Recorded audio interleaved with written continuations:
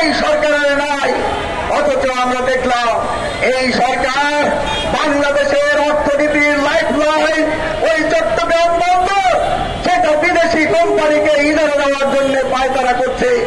শোনা যাচ্ছে তারা ঘোষণা করেছে আগামী ডিসেম্বরে তারা ওই বন্দর বিদেশি কোম্পানির কাছে হস্তান্তর করবে। একটা আওয়াজ করেছিল ওই মার্কিন যুক্তরাষ্ট্রের সাথে মায়ানমারে তারা মানবিক করিডোর প্রদান করবে। জনমতের চাপে এখন তারা সেটা স্থগিত রেখেছে, বাতিল এখনো করে নাই।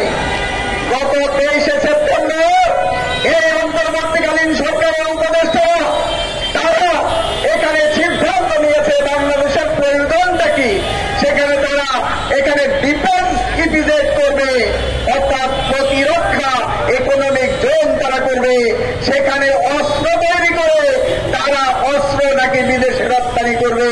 এই ধরনের সিদ্ধান্ত নিয়ে ওই তুরস্কের সাথে অস্ত্র কারখানা এখানে তারা অনুমোদন দেওয়ার জন্য পায়তারা করছে। ইতিমধ্যে বাংলাদেশের আকাশ নিরাপত্তা সেটা ওই মার্কিন কোম্পানি স্টারলিংকের হাতে ছেড়ে দিয়েছে, যাতে করে আমাদের দেশের স্বাধীনতা, সার্বভৌমত্ব এবং নিরাপত্তা মারাত্মক হুমকির মুখে পড়বে। আমরা সে কারণে বলতে চাই, অন্তর্বর্তীকালীন সরকার আপনি অনেক করেছেন। 15 মাসে দেশের আইন শৃঙ্খলা পরিস্থিতি সেটা নিয়ন্ত্রণ করতে পারেন নাই, দ্রব্যমূল্য নিয়ন্ত্রণ করতে পারেন নাই, মানুষের জীবন জীবিকা নিরাপত্তা সেগুলো নিশ্চিত করতে পারেন নাই। কাজেই আপনার আর বেশি কষ্ট করতে হবে না, কষ্ট করতে হবে না। আপনি বাংলাদেশের জনগণকে এই মুহূর্তে ক্ষমা করে দেন। আপনি একটা দ্রুত নির্বাচনের তফসিল ঘোষণা করে একটা স্পষ্ট গ্রহণযোগ্য নির্বাচন দিয়ে মান সম্মান নিয়ে আপনি ক্ষমতা থেকে বিদায় হন। সংগ্রামী বন্ধুগণ, আপনারা জানেন আইন শৃঙ্খলা পরিস্থিতির অবনতি, একটা স্বাধীনতা বিরোধী শক্তি সহ কতিপয় উগ্র সাম্প্রদায়িক শক্তি বাংলাদেশের অন্তর্বর্তীকালীন সরকার যে নির্বাচনের তারিখের কথা, সময়সীমার কথা ঘোষণা করেছে, সেই নির্বাচন বঞ্চনা করার জন্য একটা সুগভীর চক্রান্ত করছে।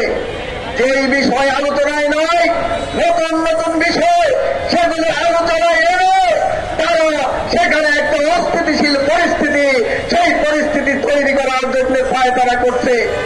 এখানে আমরা বলতে চাই, ওই যে সংস্কারের নামে, ঐক্যমতের নামে, সনদের নামে একটা জুলাই সনদ, একটা রাজনৈতিক দলের একটা সমঝোতার দলিল, কাজেই এইটার সাথে সংবিধানের তুলনা হতে পারে না। বাংলাদেশের যে সংবিধান, সেই সংবিধানে গণভোটের কোন বিধান নয়। কাজে এখন গণভোট নিয়ে বিতর্ক চলছে, হাত চলছে। এক দল বলছে আগে গণভোট দিতে হবে, আরেক দল বলছে নির্বাচনের একই দিনে গণভোট দিতে হবে। আমরা স্পষ্ট করে বলতে চাই, বাংলাদেশের যে সংবিধান দ্বারা বাংলাদেশ পরিচালিত হয়, সেই সংবিধান